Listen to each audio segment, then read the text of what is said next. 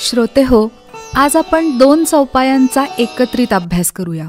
या 2 चौपाया एकमेकींशी निगडीत असल्यामुळं अर्थाच्या दृष्टीने एकत्र मनन करायच्या आहेत. सज्जन हो, आपण ज्या देवतेला मानतो, ज्याचा उत्सव करतो, याचा अर्थ असा होतो की त्या देवतेच्या ठायी असलेल्या दैवी शक्तींचा, सद्गुणांचा आपण गुणगौरव करत असतो. दास म्हणे रघुनाथाचा गुण घ्यावा या समर्थ वचनाप्रमाणे प्रभू रामचंद्रांचे अंगी असलेले सद्गुण आपण या उपासनेद्वारा स्वतःमध्ये अंगीकारून प्रत्यक्ष आचरणात आणण्याचा प्रयत्न करायचा आहे. असाच मर्यादा पुरुषोत्तमाचा सद्गुण या चौपाया वर्णन करतायत.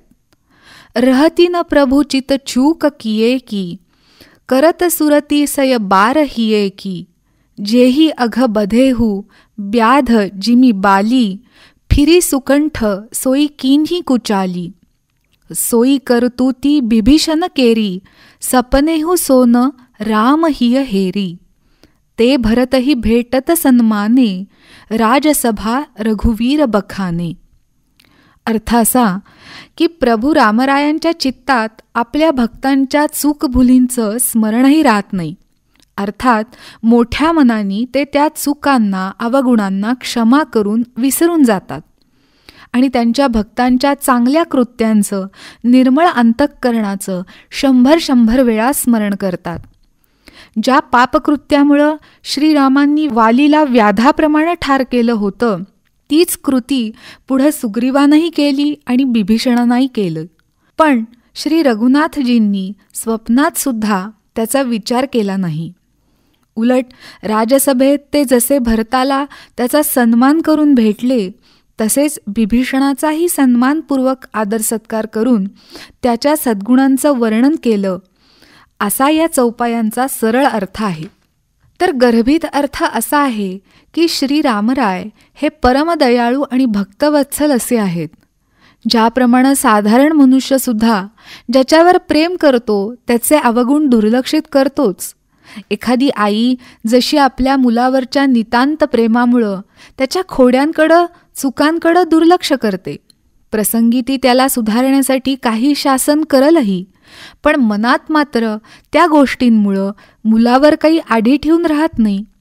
उलट 4 चौघात ती आपल्या मुलाच्या सत्कृत्यांचं, सद्गुणांचं वर्णन मोठ्या अभिमानाने करते.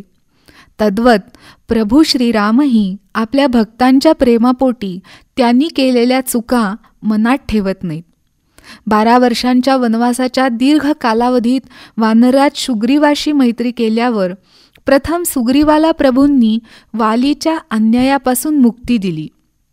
स्वतः सीताविरहाचं दुःख सोसत असूनही त्यांनी सुग्रीवाला त्याचा न्याय्य हक्क मिळवून दिला.